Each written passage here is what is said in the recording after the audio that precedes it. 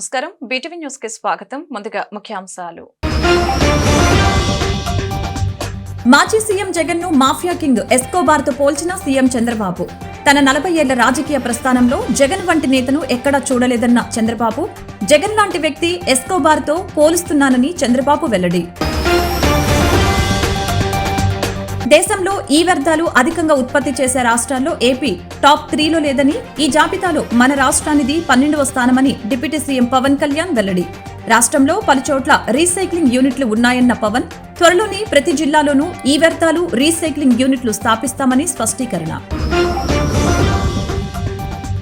CM చంద్రబాబుకు లేఖ రాసిన AP Congress chief YS Sharmila, రాష్ట్రంలో భారీ వర్షాలు, వరదలతో రైతాంగం తీవ్రంగా నష్టపోయిందని లేఖలో వెల్లడి. ప్రభుత్వం తక్షణమే స్పందించి వారిని ఆదుకోవాలని విజ్ఞప్తి. విజయవాడ నగరపాలక సంస్థ నూతన భవనంలో అవినీతి ఆరోపణలు చేసిన టీడీపీ, బీజేపీ కార్పొరేటర్లు. గత YCP MLA Vellampalli Srinivasarao, mayor Bhagyalakshmi నాసిరకమైన పనులు చేయించారని ఆరోపణ.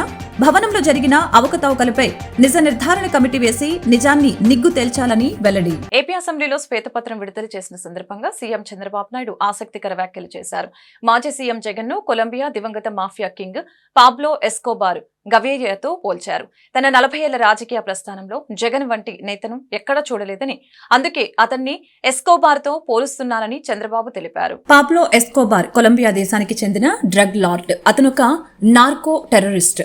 ఘోరమైన విషయం ఏంటంటే, అలాంటి వ్యక్తి రాజకీయ నేతగా మారాడు. మాదక ద్రవ్యాల అమ్మకాన్ని మరింత విస్తరించాడు. ఆ సమయంలో అతడు సంపాదించిన సొమ్ము అక్షరాల 2.51 లక్షల కోట్లు. ఇప్పుడు ఆ సొమ్ము విలువ 7.54 లక్షల కోట్లు. కేవలం డ్రగ్స్ అమ్మి అతడు అంత సంపాదించాడు. జగన్ కూడా టాటా, అంబానీలను మించి ధనవంతుడు కావాలని అనుకుంటున్నాడు. కొందరికి అవసరాలుంటాయి, కొందరికి దురాశ ఉంటుంది, కొందరికి వెర్రి వ్యామోహం ఉంటుంది. ఆ వెర్రి వ్యామోహం ఉన్న వాళ్ళు ఏమైనా చేస్తారు అంటూ చంద్రబాబు వివరించారు. కేసులు పెట్టారని ప్రూవ్ అయితే అలాంటి అధికారులు శిక్షించడానికి కూడా నేను సిద్ధంగా ఉన్నానని ఏదో చట్టాన్ని వాళ్ళ చేతల్లోకి తీసుకొని ఇష్టానుసారంగా చేసి మళ్ళా తప్పించుకుంటామని ధీమాత ముందుకు పోతే ఎప్పుడు కూడా లా అండ్ ఆర్డర్ మనం కంట్రోల్ చేయలేం. చట్టం ఉంది, చట్టాన్ని గౌరవించాలి. అధికారులు కానీ, సామాన్య ప్రజానికం కానీ, ప్రభుత్వాలు కానీ చట్టాన్ని గౌరవించినప్పుడే దానివల్ల లా అండ్ ఆర్డర్ మెయింటైన్ అవుతుంది. విచ్చలవిడితనం వస్తే ఎప్పుడు కూడా లా అండ్ ఆర్డర్ మెయింటైన్ చేయలేం. అదే సమయంలో అధ్యక్ష, ఇంకొక పక్క నేను ఇక్కడుండే మిమ్మల్ని కూడా కోరుతున్నా, మళ్ళీ ప్రభుత్వాన్ని ఇబ్బంది పెట్టే పరిస్థితి ఎన్డీఏలో ఉండే ఎవరు తేవద్దండి. నేను చాలా స్పష్టంగా రిక్వెస్ట్ చేస్తున్నాం. ప్రభుత్వం దృఢ సంకల్పంతో ఉన్నాం, లా అండ్ ఆర్డర్ మెయింటైన్ చేస్తాం. వారసత్వంగా కొన్ని సమస్యలు వచ్చాయి. దేశంలో ఈ వ్యర్థాలు అధికంగా ఉత్పత్తి చేసే రాష్ట్రాల్లో ఏపీ టాప్ 3లో లేదని, ఈ జాబితాలో మన రాష్ట్రానిది 12వ స్థానమని AP deputy CM Pawan Kalyan తెలిపారు. రాష్ట్రంలో పలుచోట్ల రీసైక్లింగ్ యూనిట్లు ఉన్నాయని తెలిపారు. త్వరలోనే ప్రతి జిల్లాలోనూ ఈ వ్యర్థాల రీసైక్లింగ్ యూనిట్లు స్థాపిస్తామని, ప్రైవేట్ భాగస్వామ్యంతో ఈ యూనిట్లు నెలకొల్పుతామని చెప్పారు. AP deputy CM Pawan Kalyan పర్యావరణ శాఖను కూడా చేపట్టిన సంగతి తెలిసిందే. అయితే ఆయన శాసన మండలికి హాజరయ్యారు. ఈ వ్యర్థాల తొలగింపునకి ఎలాంటి చర్యలు తీసుకున్నారని ఎమ్మెల్సీలను ప్రశ్నించగా పవన్ కళ్యాణ్ కి సమాధానమిచ్చారు. దేశంలో ఈ వ్యర్థాలు అధికంగా ఉత్పత్తి చేసే రాష్ట్రాల్లో ఏపీ టాప్ 3లో లేదని, ఈ జాబితాలో మన రాష్ట్రానిది 12వ స్థానమని వెల్లడించారు. రాష్ట్రంలో పలుచోట్ల రీసైక్లింగ్ యూనిట్లు ఉన్నాయని తెలిపారు. త్వరలోనే ప్రతి జిల్లాలోనూ ఈ వ్యర్థాలు రీసైక్లింగ్ యూనిట్లు స్థాపిస్తామని, ప్రైవేట్ భాగస్వామ్యంతో ఈ యూనిట్లు నెలకొల్పుతామని చెప్పారు. ఈ వ్యర్థాలను సేకరించి సమర్థవంతంగా తొలగించేందుకు తమ ప్రభుత్వం తగిన చర్యలు తీసుకుంటుందని పవన్ కళ్యాణ్ పేర్కొన్నారు. ఉత్పత్తిదారుల ద్వారా అందించబడిన దేశవ్యాప్త విక్రయాల డేటా ఆధారంగా జాతీయ స్థాయిలో ఎలక్ట్రానిక్ వ్యర్థాల ఉత్పత్తికి సెంట్రల్ పొల్యూషన్ కంట్రోల్ బోర్డు అంచనాల ప్రకారం ఆంధ్రప్రదేశ్ రాష్ట్రం 12వ స్థానంలో ఉందని పేర్కొనడం జరిగింది. దానికి అనుబంధంగా నకలు కూడా జత చేయడమైంది.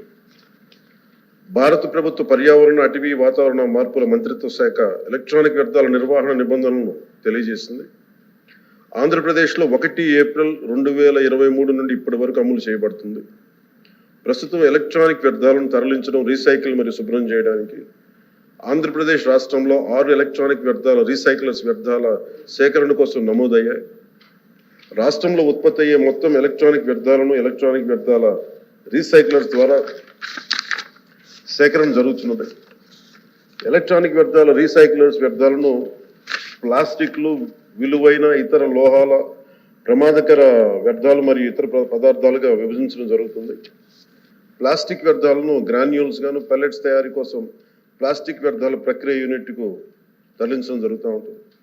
ప్రీ ప్రాసెసర్లు, కో ప్రాసెసర్లు, ట్రీట్మెంట్, స్టోరేజ్, ప్రమాదకరమైన వ్యర్థాలను తరలించే సౌకర్యం environment protection training treatment, storage and disposable ఫెసిలిటీకి తరలించే సౌకర్యం అధ్యక్ష.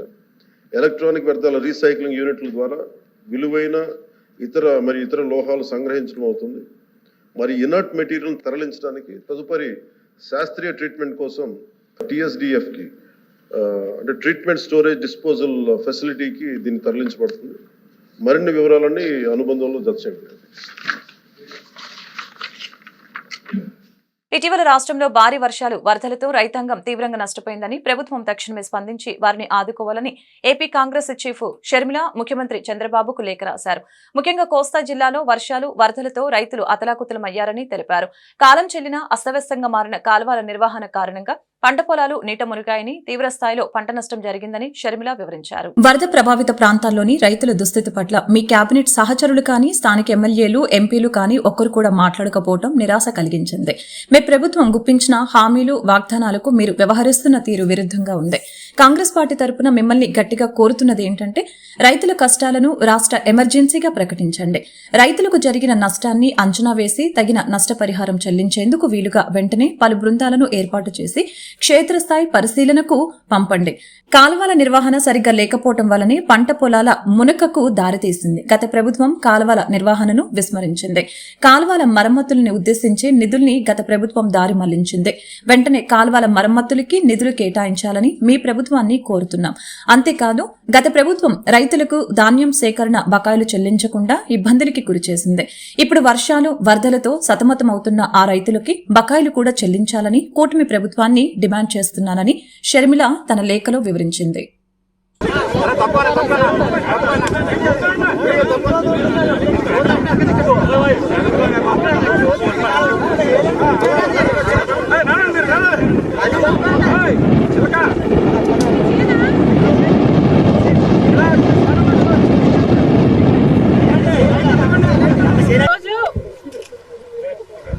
వెస్ట్ గోదావరి జిల్లాలో తాడేపల్లిగూడెం నియోజకవర్గంలో ఇంతమంది రైతులు, నష్టపోయిన రైతులతో మాట్లాడడం జరుగుతుంది. ఇక్కడ మీరు వెనకాల చూస్తున్నారు, ఇలా వీళ్ళ పంటల్లోకి నీళ్ళు వచ్చిన పరిస్థితి. ఈ పరిస్థితి కేవలం ఈ గ్రామానికి చెందే 500 ఎకరాలు. ఇలా చుట్టుపక్కల గ్రామాలు, ఈ జిల్లా అంతా కలుపుకుంటే కనీసం 40,000 ఎకరాలు ఇలా నీట మునిగిందని అంచనా. మరి రైతులు ఇంతగా నష్టపోతుంటే ఏ ప్రభుత్వానికైనా ఎందుకు కనిపించడం లేదు? ప్రతి రైతు ఇక్కడ చెప్తున్నారు, అమ్మా ప్రతి ఒక్కరికి కనీసం 14,000 రూపాయలు ప్రతి ఎకరాకి పెట్టుబడి అయింది. చాలా మంది కౌలు రైతులము, అప్పు తెచ్చుకొని పెట్టినాము. కనీసం ఒక్కొక్కరికి 2 లక్షలు అన్న అప్పు ఎంతుందన్న, కనీసం లక్షల్లో వీళ్ళకి అప్పు ఉంది. కనీసం 2 లక్షలు ప్రతి రైతుకు ఇక్కడ అప్పు ఉంది. మరి ఇలాంటి పరిస్థితుల్లో ప్రభుత్వాలు ఏం చేస్తున్నాయో సమాధానం చెప్పాల్సిన అవసరం ఉంది. వీళ్ళందరూ ఇక్కడ నేను రాగానే అమ్మా మా పొలాలు ఎంతగా మునిగిపోయాయో చూడమ్మా అని వాళ్ళందరూ నీళ్ళల్లో దిగి మరి వాళ్ళ కష్టాలు చెప్పుకునే ప్రయత్నం చేశారు. అందుకే నేను కూడా నీళ్ళల్లో దిగి వాళ్ళ కష్టాలకు రావాల్సిన అటెన్షన్, రావాల్సిన నష్టపరిహారం కోసం ఈరోజు కాంగ్రెస్ పార్టీ కూడా వాళ్ళ కష్టాలలో భాగం పంచుకోవడానికి ఈరోజు మేము కూడా నీళ్ళలో దిగి మాట్లాడుతున్నాం. నగరపాలక సంస్థ ప్రతిష్టాత్మకంగా నిర్మించిన నూతన భవనం నిర్మాణంలో అవినీతి జరిగిందని గత YCP MLA Vellampalli Srinivasarao, mayor Bhagyalakshmi నాసిరకమైన పనులు చేయించారని టీడీపీ బీజేపీ కార్పొరేటర్లు నెలిపండ్ల బాలస్వామి, చెన్నుపాటి ఉషారాణి, బుల్లా విజయకుమార్లు ఆరోపించారు. కమిషన్ల కక్కుర్తి పడ్డ గత వైసీపీ ఎమ్మెల్యే, మేయర్ నాసిరకం పనులకి బాధ్యులు అని తెలిపారు. భవనంలో జరిగిన అవకతవకలపై నిజ నిర్ధారణ కమిటీ వేసి నిజాన్ని నిగ్గు తేల్చాలని అన్నారు. నగరపాలక సంస్థలో నూతనంగా నిర్మించిన భవనాన్ని టీడీపీ బీజేపీ కార్పొరేటర్లు నెలిపండ్ల బాలస్వామి, చెన్నుపాటి ఉషారాణి, బుల్లా విజయకుమార్ గురువారం పరిశీలించారు. భవన నిర్మాణంలో నాసిరకం మెటీరియల్ వాడారని, ప్రతి పనిలో కమిషన్ల కోసం కకృతిపడి నాణ్యత ప్రమాణాలు పాటించలేదని ఆరోపించారు. ఈ విషయమై మీడియాతో మాట్లాడుతూ గత YCP MLA Vellampalli Srinivasarao, mayor Bhagyalakshmi భవన నిర్మాణ పనులలో అవినీతికి పాల్పడ్డారని, భవనంలో జరిగిన నాసిరకం పనులకి వారిని బాధ్యులు చేయవలసిన అవసరం ఉందని తెలిపారు. కమిషన్ల కోసం అవినీతికి పాల్పడ్డారని వివరించారు.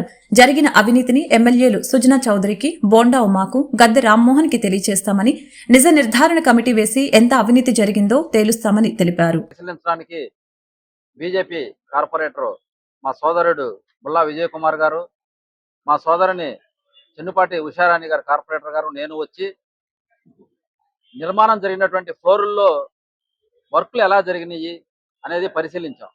అనేక మంది ప్రజలు కూడా మేము కార్పొరేషన్కి వెళ్తే ప్రధానమైనటువంటి ఆఫీసులన్నీ కూడా సెకండ్ ఫ్లోర్లో ఉన్నాయి, లిఫ్ట్ పని చేయట్లేదు, 2 ఫ్లోర్లు పైకి ఎక్కేలాసి వస్తుంది, మరి అత్యాధునిక భవనం అన్నారు, ఇంతవరకు లిఫ్ట్ పనులు కూడా అవ్వలేదని చెప్పి మా దృష్టికి తీసుకురావటం.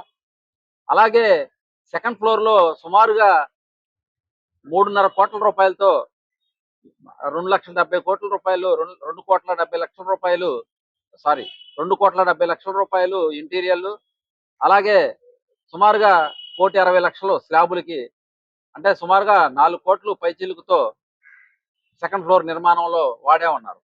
ఇంటీరియర్లు చూస్తే కనుక అంతా నాసిరకమైనటువంటి మెటీరియల్ వాడారు. టైల్స్ కానీ, గ్రానైట్ కానీ, ప్లేవుడ్ కానీ, అద్దాలు కానీ అన్నిట్లో కూడా నాసిరకమైనటువంటి మెటీరియల్ చెక్కల్ని పెట్టి మనకి ఫినిష్ చేసామనే రూపంగా చేశారు.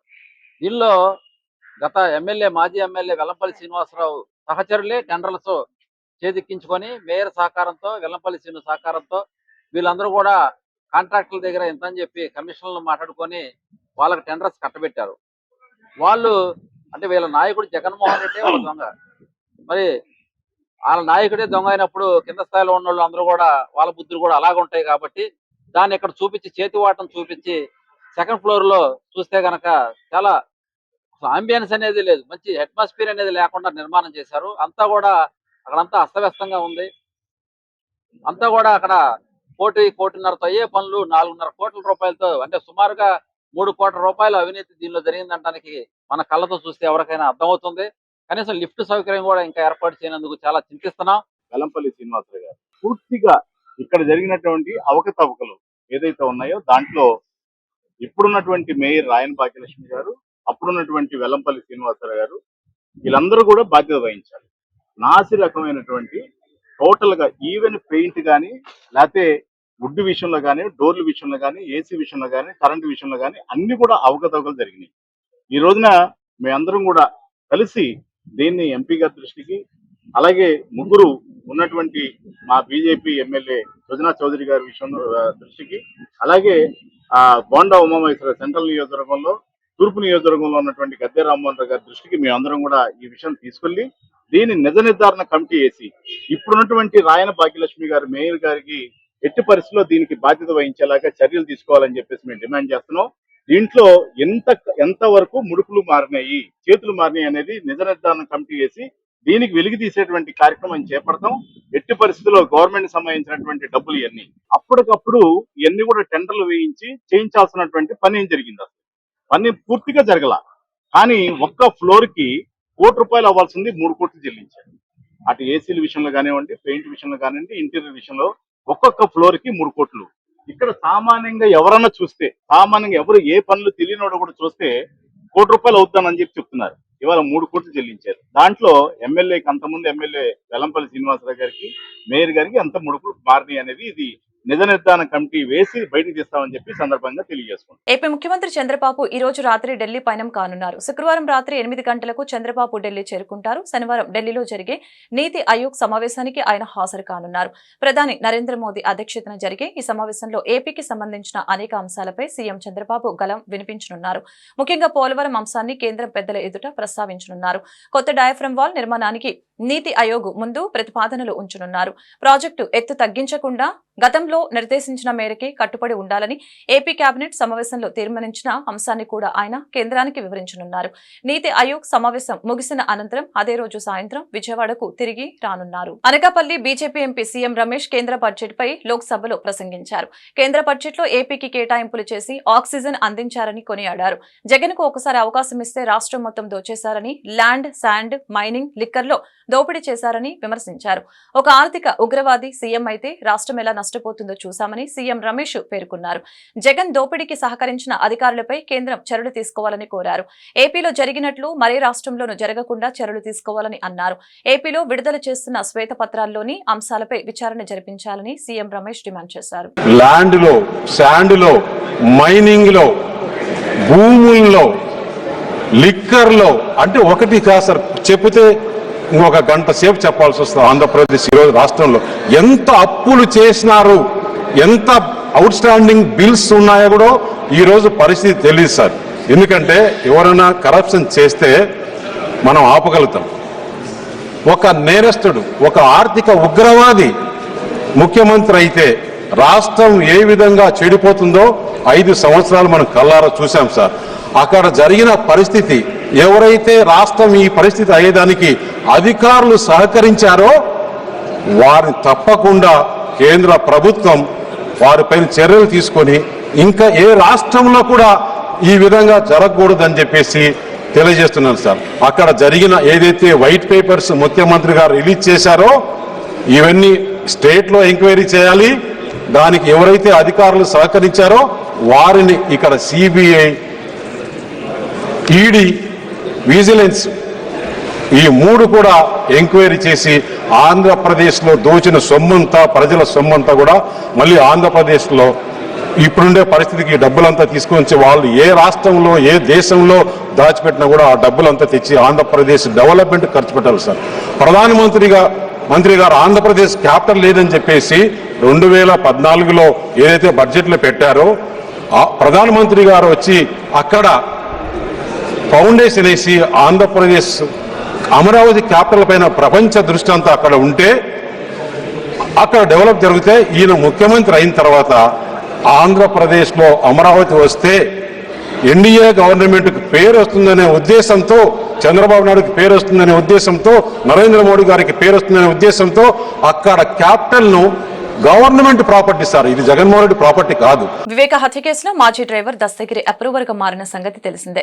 ఈ క్రమంలో తనను సాక్షిగా పరిగణించాలంటూ దస్తగిరి నాంపల్లి సిబిఐ కోర్టులో దాఖలు చేసిన పిటిషన్ పై న్యాయస్థానం విచారణ చేపట్టింది. అప్రూవర్ గా ఇప్పటికే కోర్టు అనుమతి ఇచ్చిందని, అందుకే తనను నిందితుల జాబితా నుంచి తొలగించాలని దస్తగిరి తన పిటిషన్ లో పేర్కొన్నాడు. వివేక హత్య కేసులో తనను సాక్షిగా పరిగణించాలని కోర్టుకు విజ్ఞప్తి చేశాడు.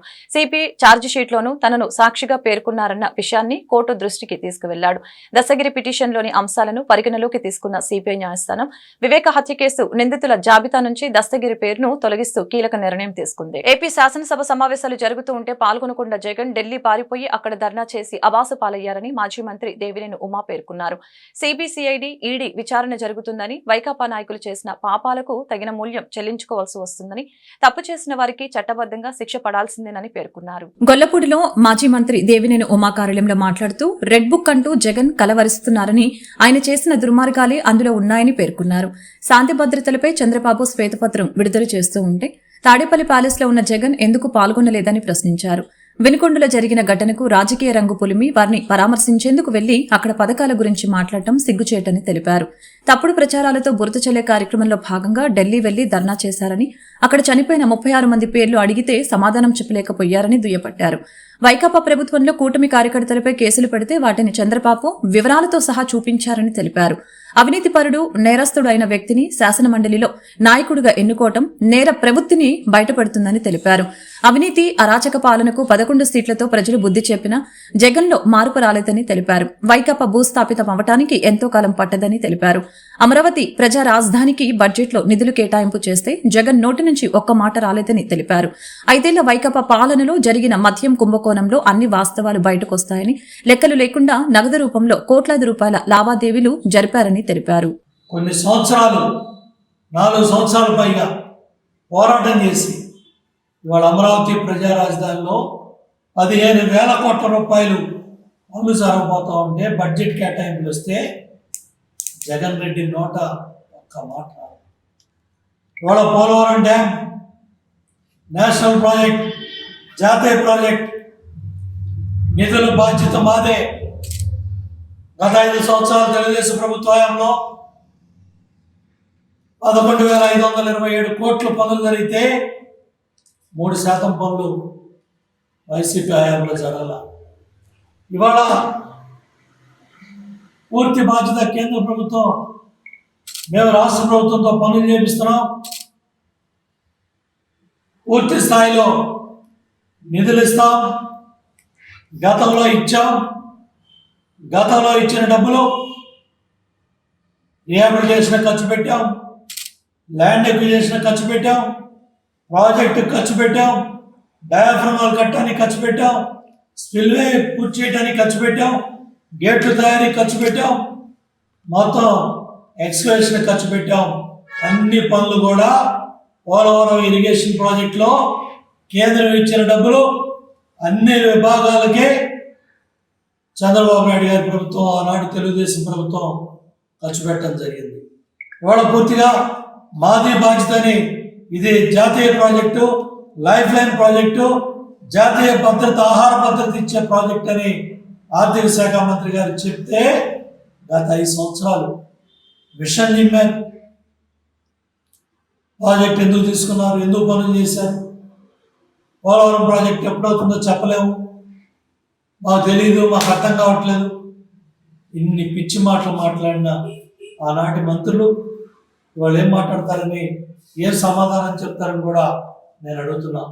ఫేక్ మాటలు, ఫేక్ ధర్నాలతో ఎందుకు 11 సీట్లు పరిమితం అయ్యామో ఆలోచన చేయకుండా నేర ప్రవృత్తితో హూకెళ్ళి బాబాయ్ అని ఆ ఢిల్లీ పురుగోదుల్లోనే అడిగొస్తే సమాధానం మీ కుటుంబం దగ్గర నుంచి మీ ఎంపీ దాకా వచ్చేది. సెంట్రల్ నియోజకవర్గంలో గత వైసీపీ ప్రభుత్వంలో అభివృద్ధికి నోచుకోనటువంటి పార్కుల్ని తక్షణమే అత్యాధునిక హంగులతో ఆహ్లాదకరమైనటువంటి వాతావరణంతో పిల్లలకి, మహిళలకి, వాకర్స్ కి ఉపయోగపడేలా జిమ్ ఎక్విప్మెంట్స్ మరియు పిల్లలు ఆడుకునే వస్తువుల్ని ఏర్పాటు చేయాలని సెంట్రల్ ఎమ్మెల్యే బోండా ఉమా తెలిపారు. అలాగే సెంట్రల్ నియోజకవర్గంలో గత కొన్ని రోజులుగా కురుస్తున్న వర్షంతో త్రాగునీటి సమస్యను తక్షణమే నివారించి ప్రజలకు త్రాగునీరు అందేలా చూడాలని సంబంధిత అధికారుల్ని బోండా ఉమా ఆదేశించారు. సెంట్రల్ నియోజకవర్గ పరిధిలోని 60 division Vambay colony Gandhibomma centre నుండి ఎఫ్ బ్లాక్ గ్రౌండ్ మరియు జీ బ్లాక్ నందు డివిజన్ సమస్యల్ని తెలుసుకోవడానికి సెంట్రల్ నియోజకవర్గ శాసనసభ్యులు బోండా ఉమామేశ్వరరావు సంబంధిత అధికారులతో కలిసి విచ్చేసి పరిశీలించారు. ఈ సందర్భంగా బోండా ఉమ మాట్లాడారు. రాష్ట్రంలో ప్రజా పరిపాలన మొదలైందని, సెంట్రల్ నియోజకవర్గంలో ఏ డివిజన్లో ప్రజల సమస్యల్ని తెలుసుకోవడానికి పర్యటిస్తున్నట్లు, గత వైసీపీ ప్రభుత్వ కాలంలో ఆగిపోయిన సమస్యలు గుట్టలు గుట్టలుగా కనబడుతున్నాయని తెలియజేశారు. సెంట్రల్ నియోజకవర్గంలో గత వైసీపీ ప్రభుత్వంలో అభివృద్ధికి నోచుకొని స్కూల్స్, పార్కుల్ని ఆకతాయిలు గంజాయిలు తాగుతూ మత్తు పదార్థాలు తీసుకుంటూ మద్యపానం సేవిస్తూ చుట్టుపక్కల పరిసరాలను కూడా పాడు చేస్తున్నారని, ఆ పరిసర ప్రాంతాలలో నివసించేటువంటి మహిళలు భయపడిపోతున్నారని తెలిపారు. గత వైసీపీ ప్రభుత్వంలో అధికారులే గంజాయికి కొమ్ము కాయటం వలన రాష్ట్రంలో విపరీతంగా గంజాయి పెరిగిపోయిందని, ఆకతాయిలు గంజాయి తాగి చుట్టుపక్కల ప్రజలని ఇబ్బందులకి గురి చేస్తున్నారని, మహిళలు ఇబ్బందులు పడుతున్నారని, సెంట్రల్ నియోజకవర్గంలో తాను ఉపేక్షించేది లేదని పోలీసు ఉన్నతాధికారులకి ఆదేశాలు జారీ చేయడం జరిగింది. 2024 సార్వత్రిక ఎన్నికల్లో కూటమి ప్రభుత్వం గెలిచిన తర్వాత చంద్రబాబు నాయుడు గారు ముఖ్యమంత్రి అయినాక ప్రజా పరిపాలన స్టార్ట్ అయింది. ప్రజల వద్దకే పరిపాలన. ఏసీ రూముల్లో కూర్చొని గతంలో ఎమ్మెల్యేలు మరి ఎక్కడా బయటకు వచ్చేవాళ్ళు కాదు, వచ్చిన వాళ్ళకి కలిసేవాళ్ళు కూడా కాదు. ఇవాళ ప్రజల వద్దకే ఎమ్మెల్యే, ప్రజల వద్దకే మా కార్పొరేటరు. నిత్యం ప్రజల దగ్గరికి వెళ్తాను, ప్రజల్లో ఉంటున్నాం, వాళ్ళ సమస్యలు వింటున్నాం. ఆ సమస్యల పరిష్కారానికి స్థానిక అధికారుల్ని, ఏఈల్ని, పోలీసు సిఐల్ని, ఎస్ఐల్ని, కానిస్టేబుల్స్ని, అలాగే శానిటేషను, అలాగే వాటరు, ఏవైతే అధికారులు ఉన్నారో అధికారులందరూ కూడా సచివాలయ సిబ్బంది కూడా మాతో రావటం వల్ల ప్రజలు ఏ ఇబ్బందులు అయితే చెప్తా ఉన్నారో ఆ ఇబ్బందుల్ని అక్కడికక్కడే తక్షణమే పరిష్కరిస్తూ ఉన్నాం. ఇదే చంద్రబాబు నాయుడు గారి కూటమి ప్రభుత్వం యొక్క ఉద్దేశం. మా ఉద్దేశం గెలుపుని మేము ఒక బాధ్యతగా తీసుకున్నాం. గెలుపు మాకు ఒక బాధ్యతనిచ్చింది. ఆ బాధ్యతను నెరవేర్చడానికి ఏ నమ్మకంతో మాకు ప్రజలు ఓట్లేసి అత్యధిక మెజార్టీలు ఇచ్చి గెలిపించారో ఆ నమ్మకాన్ని వమ్ము చేయకుండా ఏసీ రూముల్లో కూర్చోకుండా ఇవాళ అసెంబ్లీ ఉంది. అసెంబ్లీ సమయంలో అసెంబ్లీలో ఉంటున్నాం. అసెంబ్లీ అయిపోయినాక ప్రజల్లో తిరుగుతున్నాం. కాబట్టి ప్రజా సమస్యల పరిష్కారానికి ఇది ఒక మంచి వేదిక అయింది. ఇవాళ ఎక్కడికక్కడ సమస్యలు గుట్టలుగా పేరుకుపోయి ఉన్నాయి. ఆ సమస్యలన్నీ ఒక పద్ధతి ప్రకారం మరి ఇప్పటికీ ఈ నెలన్నరలోనే చాలా వరకు చేయగలుగుతున్నాం. త్వరలో నిధుల సమస్య కూడా కొంత ఉంది. ఇటు నగరపాలక సంస్థల నిధుల సమస్య ఉంది, అటు రాష్ట్ర ప్రభుత్వంలో నిధుల సమస్య ఉంది. ఈ నిధుల సమస్యను కూడా అధిగమించే విధంగా ప్రతిపాదనలన్నీ కూడా సిద్ధం చేయమన్నాం. రోడ్లు ఉన్నాయి వేయాల్సినవి, డ్రైనేజీలు ఉన్నాయి, అట్లాగే పార్కులు బాగు చేయాలి. ఆ పార్కుల్లో ఆడవాళ్ళకి, స్థానిక మహిళలకి ఉపయోగపడేటట్టుగా జిమ్ ఎక్విప్మెంట్లు అవన్నీ కూడా పెడుతున్నాం. ఈ ప్రాంతం అంతా కూడా ఆ గతంలో తెలుగుదేశం హయాంలో చంద్రబాబు గారు ముఖ్యమంత్రిగా ఉన్నప్పుడు నిర్మించిన ఇళ్ళు, అలాగే వీళ్ళకి రిజిస్ట్రేషన్ కల్పించింది కూడా చంద్రబాబు నాయుడు గారు, నేను ఎమ్మెల్యేగా ఉన్నప్పుడు. 2019-24 మధ్య ఏ ఎమ్మెల్యే కూడా వీళ్ళ మధ్యకి రాలా. ఏ ఎమ్మెల్యే కూడా, ఏ ప్రభుత్వ ప్రతినిధి కూడా వీళ్ళ గోడి వినలా. ఏ ప్రజాప్రతినిధి కూడా వీళ్ళ సమస్యలు పరిష్కరించాల. మళ్ళీ ఇవాళ తెలుగుదేశం ప్రభుత్వం, నేను శాసనసభ్యుడు అయినాక ప్రజలు కొండంత ఆశలు పెట్టుకున్నారు. వాళ్ళ ఆశలను అడియాశలు చేయకుండా పనిచేస్తాం. ఖచ్చితంగా ప్రజల్లో ఉంటాం. ప్రజా సమస్యలు పరిష్కరిస్తాం. శ్రీ దుర్గామల్లేశ్వర స్వామి దేవస్థానం హుండీలో భక్తులు సమర్పించిన కానుకని మల్లికార్జున మహామండపం 6వ అంతస్తులో గురువారం లెక్కించారు. 2,63,18,540 రూపాయల ఆదాయం వచ్చినట్లు ఆలయ అధికారులు తెలిపారు. కానుకలతో పాటు 380 గ్రాముల బంగారం, 5.540 కిలోల వెండి వస్తువులు భక్తులు మొక్కుల రూపంలో చెల్లించారు. వీటితో పాటు $281 యుఎస్ఏ డాలర్లు, 70 ఆస్ట్రేలియా డాలర్లు, 20 ఇంగ్లాండ్ పౌండ్లు, 401 రియాల్స్, 110 యూరోలు, 10 సింగపూర్ డాలర్లు, 5 కెనడా డాలర్లు, జగన్మాతను నేరుగా దర్శించుకోలేని వారు ఈ హుండీ ద్వారా 54,228 రూపాయల్ని సమర్పించినట్లు అధికారులు చెప్పారు. దేవస్థానం EO Ramarao, deputy EO Leelakumar లెక్కింపులు పర్యవేక్షించారు. సర్వలోకాలను చల్లగా చూసే దుర్గమ్మకు ఆషాఢంలో సారె సమర్పించుకోవడం తమకెంతో ఆనందంగా ఉందని పట్నాల రమణ ఆనందం వ్యక్తం చేశారు. గత 6 సంవత్సరాలుగా కనకదుర్గమ్మకు గొల్లపాలెం గట్టు నుండి ఘనంగా సారె సమర్పిస్తున్నట్లు తెలిపారు. గురువారం గొల్లపాలెం గట్టు నివాసితులు పట్నాల రమణ ఆధ్వర్యంలో కనకదుర్గమ్మకు సారె సమర్పించే కార్యక్రమం నిర్వహించారు. ఈ కార్యక్రమానికి ముఖ్య అతిథిగా కాండ్రేగుల రవి హాజరై పూజలు నిర్వహించారు. దేవి ఉపాసకురాలు తమ్మిన రవీనా సన్ని భక్తులతో పూజలు నిర్వహింపజేశారు. ఈ సందర్భంగా రమణ మాట్లాడుతూ గత 6 సంవత్సరాలుగా ఇంద్రకీలాద్రిపై వేంచేసి ఉన్న కనకదుర్గమ్మకు గొల్లపాలెం గట్టు నుండి సారె సమర్పిస్తున్నామని, గొల్లపాలెం గట్టు ప్రాంత వాసులు అందరూ భక్తి శ్రద్ధలతో అమ్మవారికి సారె కార్యక్రమంలో పాల్గొంటున్నారని తెలిపారు. మేళ తాళాలతో, డీజే సౌండ్స్ తో, కోలాటం నృత్య ప్రదర్శనతో నగరోత్సవం నిర్వహించారు. అనంతరం అమ్మవారికి సారె సమర్పించారు. కోలాట గురువు గౌరీ నేతృత్వంలోని మహిళలు చేసిన కోలాట నృత్య ప్రదర్శన ఈ కార్యక్రమంలో ప్రత్యేక ఆకర్షణగా నిలిచింది. ఈ రోజున వన్ టౌన్ చేపల మార్కెట్ దూది ఫ్యాక్టరీస్ అందులో వేచేసి ఉన్నటువంటి శ్రీ షిరిడి సాయిబాబా మందిరం ఆధ్వర్యంలో శ్రీ కనక మహాలక్ష్మి అమ్మవారికి స్థానిక ఆడపడుచులందరూ కూడా సారి తీసుకురావటం జరుగుతుంది. ఈ కార్యక్రమానికి పెద్ద ఎత్తున ఆడపడుచులందరూ కూడా అటెండ్ అయ్యి ఆ అమ్మవారి కృపా కటాక్ష వీక్షణలు పొందాలని, ఆ అనుగ్రహం వాళ్ళందరి మీద ఉండాలని కోరుకుంటూ ఈ సారిని సమర్పించడం జరుగుతుంది. వారందరికీ కూడా ఈ ఏరియాలో ఉన్నటువంటి ప్రతి కుటుంబం కూడా ఆయుర ఆరోగ్య అష్టైశ్వర్యాలతో ఆ అమ్మవారు దీవించాలని కోరుకుంటున్నాం. వార్తలు ముగించే ముందు ముఖ్యాంశాలు మరొకసారి. మాజీ సీఎం జగన్ ను మాఫియా కింగ్ ఎస్కోబార్ తో పోల్చిన సీఎం చంద్రబాబు. తన 40 ఏళ్ల రాజకీయ ప్రస్థానంలో జగన్ వంటి నేతను ఎక్కడా చూడలేదన్న చంద్రబాబు, జగన్ లాంటి వ్యక్తి ఎస్కోబార్ తో పోలుస్తున్నానని చంద్రబాబు వెల్లడి. దేశంలో ఈ వ్యర్థాలు అధికంగా ఉత్పత్తి చేసే రాష్ట్రాల్లో ఏపీ టాప్ 3లో లేదని, ఈ జాబితాలో మన రాష్ట్రానిది 12వ స్థానమని డిప్యూటీ సీఎం పవన్ కళ్యాణ్ వెల్లడి. రాష్ట్రంలో పలుచోట్ల రీసైక్లింగ్ యూనిట్లు ఉన్నాయన్న పవన్, త్వరలోనే ప్రతి జిల్లాలోనూ ఈ వ్యర్థాలు రీసైక్లింగ్ యూనిట్లు స్థాపిస్తామని స్పష్టీకరణ. సీఎం చంద్రబాబుకు లేఖ రాసిన AP Congress chief YS Sharmila, రాష్ట్రంలో భారీ వర్షాలు వరదలతో రైతాంగం తీవ్రంగా నష్టపోయిందని లేఖలో వెల్లడి. ప్రభుత్వం తక్షణమే స్పందించి వారిని ఆదుకోవాలని విజ్ఞప్తి. విజయవాడ నగరపాలక సంస్థ నూతన భవనంలో అవినీతి ఆరోపణలు చేసిన టీడీపీ బీజేపీ కార్పొరేటర్లు. గత YCP MLA Vellampalli Srinivasarao, mayor Bhagyalakshmi నాసిరకమైన పనులు చేయించారని ఆరోపణ. భవనంలో జరిగిన అవకతవకలపై నిజ నిర్ధారణ కమిటీ వేసి నిజాన్ని నిగ్గు తేల్చాలని వెల్లడి. ఈ వార్తలు ఇంతటితో సమాప్తం. మరొక బులెటిన్లో మళ్ళీ కలుద్దాం. నమస్కారం.